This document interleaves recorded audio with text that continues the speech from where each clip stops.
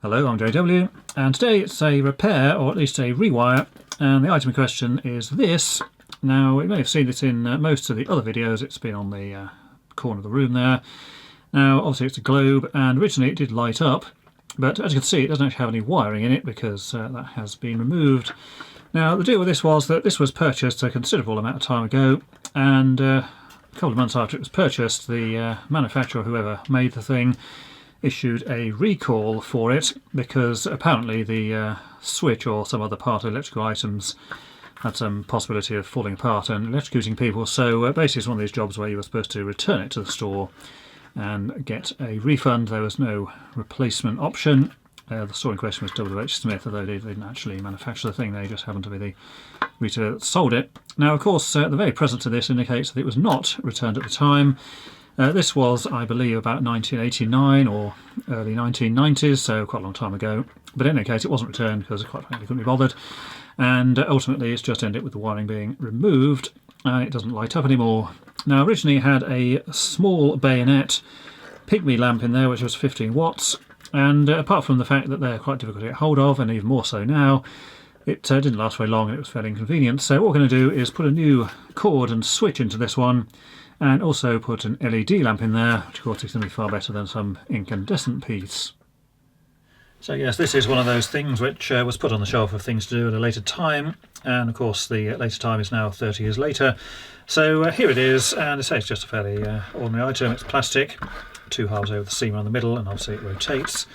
And originally the wiring went in here, and of course that's no longer there. Here's the label, and that's who actually made the thing. It's a small bayonet bulb there, or B15, 15 watts, and made in Italy for some reason, and it's an NP25DL for anyone that actually cares. So no wiring in this at the moment, and it hasn't actually been working for, I suppose, 20 years plus, because the bulb broke anyway, and of course they were fairly expensive things to buy at several pounds each.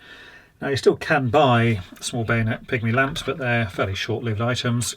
And also the fact that it's a small bayonet means that buying an LED in that style is actually quite difficult, although they do exist, but again they're pretty expensive. So what we're going to do then is obviously start with this. Other things we've got here, we've got some 2-core round flex. This is black in this case to obviously match with the black base there. We have a switch here, sort of inline thing, just goes in the flex there. And obviously going to put a plug on the end as well.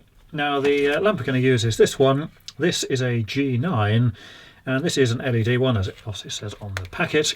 And this actually is around 2 watts, I believe. Yep, 2 watts, so equivalent to 20 watts conventional. So even at 2 watts, it's probably going to be brighter than the original 15 watt job. And of course, also got a G9 lamp holder here, obviously to put the bulb into. Now, the way to get this thing apart, this basically just sort of pulls out of the top here in a rather disturbing way, hopefully not breaking it. You can see this is also why replacing the bulb was a fairly arduous item. And then you're supposed to sort of just work it off of the bottom there. And there's the actual globe, sort of moulded plastic presumably.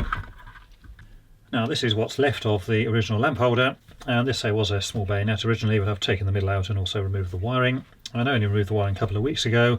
It's basically been stood on a shelf or on top of that Hammond organ in the other room there, and just had the wire coming out with no plug on it. And it's basically been like that for sort of 25 years because couldn't be bothered to fix it before. So now we're going to be fixing it today. Now this is a G9 holder, just one of those push-in varieties.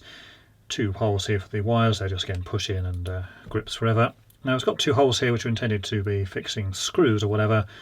We can't actually use those because there's nothing to screw into. But by amazing coincidence, this is the sort of shroud piece which basically screws on top of there and originally held the bayonet holder in place. But if we actually take this item, we can work it up inside of here like that, and you'll see that it does actually fit in there pretty securely without actually going all the way through. And then of course we can screw this on here, and there's our new lamp holder. So not too difficult. So first thing to do is get some actual wire here and then prepare the end so we can attach it to this. So this is 2-core 0.75 square millimeters, and say black obviously because it will look somewhat better against what we've got. This is around Now the original stuff was actually flat. Not entirely clear why it was flat. I don't particularly like flat flex because it gets tangled and tends to look fairly appalling. So just strip away a appropriate length of that, and this is the kind that has the asbestos dust inside, so you can of course breathe that in as quickly as possible to cause maximum damage. And the deal here is it will just thread up inside here, and it will come out at the top there, and then we can put it through this piece here with the cord grip on the side. Now for length it needs to be fairly short. Obviously we want these parts to go into the holes, and we still want enough here to tighten down onto the flex grip, so it's going to be in that sort of area here. So we'll just cut those off like that. I've got this fairly long to start with because when you cut into it with a knife there's a possibility of the knife damaging the insulation there, so that will do now. So these are push fit items, but of course if we try and push this in it's not going to work very well because obviously this is stranded flex, and if we shove it in there it's not going to be a particularly satisfactory join. So what we'll do is to just strip away the outer covering of the insulation, and we'll also do the likewise on the blue as well. This is not a polarised connector, so it doesn't actually matter which is which, as the lamp can go in either way. And then we'll just fit these over the top, these pin things here, or ferrules, or whatever you want to call them. So then we've got something solid, which of course will shove up inside the holes like that. So clip those on.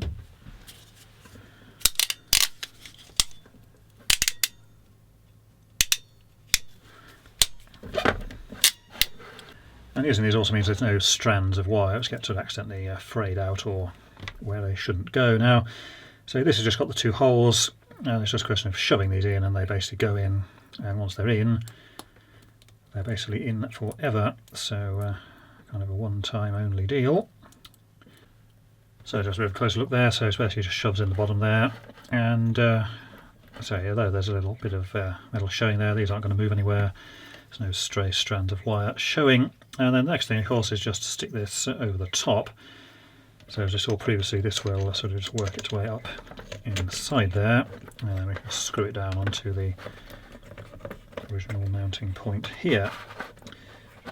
Now I'm just going to have to rotate the flex here. I've cut the end off already with a sensible length, so we can either get this to start threading on. What we don't want is for the actual flex inside to just get twisted around and around, because that could of course lead to something shorting out. So just turn the flex around, just tighten that up there, and then that will just sit down inside there, and it's held by that. So it won't actually come out all the way through, so not a problem. And then the flex grip is just this little nut thing on the side, which just turn up there so it's reasonably secured. Now whenever we go onto the switch, so this is the switch we've got here, just a black inline switch there, so it's on and off, no particular surprises with that. So here's inside the switch, and we can see it's only got the two terminals for line in and line out. The switch on the side here, which just joins them together when the switch is on. So the deal here is that you don't actually cut through the cable, you just basically remove the outer insulation, cut the line, which is the brown one in this case, and that joins to here and here. And then the neutral, or the blue, will just actually continue through here without being cut at all, so there's no actual connection made to that one. And of course if you did actually cut the thing, then of course you're kind of stuck because there's no way of connecting it here without putting some kind of other connector inside. And if you do this with a 3-core flex, then it's pretty much the same. Again, the line is connected to these two, but the earth and the neutral go through without actually being cut or broken. Now the best way to get these is to basically score around the outside into a circle, but not cut all the way through, and then you can just peel it. And if you actually bend it, see, it will actually just break apart there. You don't obviously cut in with a knife because of course that could damage the insulation. And then once you've got one end obviously peeled, you can then just score along and then just peel the insulation away.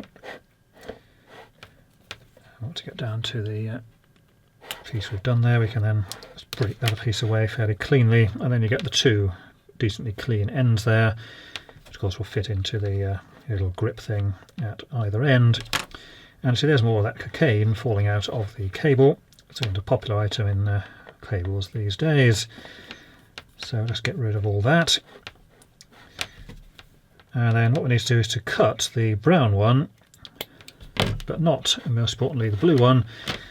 And then when we've got our switch here, the blue will basically sit around the top, like that. And then the brown, of course, will connect over to the terminals here on either side. So that's the wiring complete. So just the two terminals here, line and line at the other side. Switch goes between the two, and then the neutral goes through unbroken. So this obviously continues straight through with no problem.